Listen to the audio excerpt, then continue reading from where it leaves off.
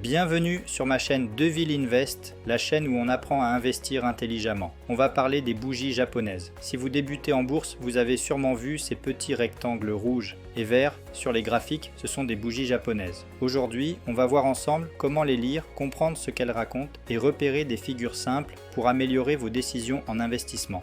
Chaque bougie représente l'évolution du prix sur une période donnée. 1 minute, 1 heure, 1 jour, peu importe.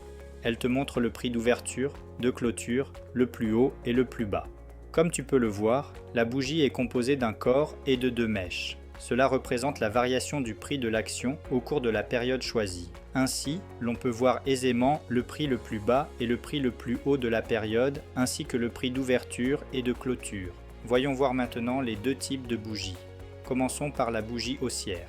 Si le prix clôture plus haut qu'il a ouvert, la bougie est haussière et verte. Le prix de l'actif a donc augmenté, ce qui veut dire qu'il y a plus d'acheteurs que de vendeurs.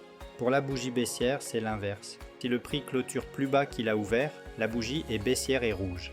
Le prix de l'actif a donc diminué, ce qui veut dire qu'il y a plus de vendeurs que d'acheteurs.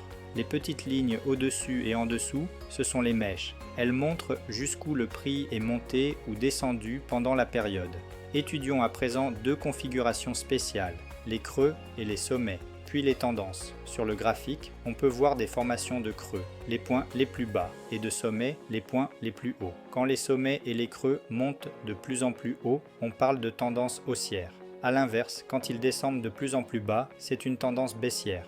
On peut ainsi rapidement étudier la tendance actuelle de l'actif. Certaines bougies ou combinaisons donnent des indications sur un possible changement de tendance. En voici 2. Figure 1, le marteau, petit corps, longue mèche en bas.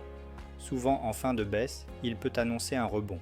Figure 2, le doji, prix d'ouverture et de clôture quasiment identiques, montre une indécision sur le marché qui peut précéder un retournement ou une continuation. Ces figures ne sont pas des certitudes, mais des indices, un peu comme des panneaux sur la route.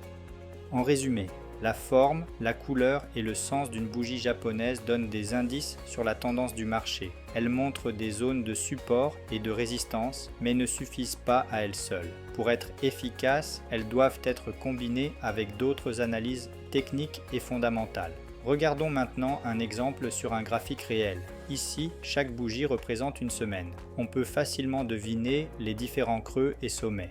De mars 2020 à septembre 2022, on peut voir que les creux et les sommets sont de plus en plus hauts, ce qui définit une tendance haussière. Ensuite, on peut voir que c'est l'inverse et que les sommets et les creux sont de plus en plus bas, ce qui définit une tendance baissière.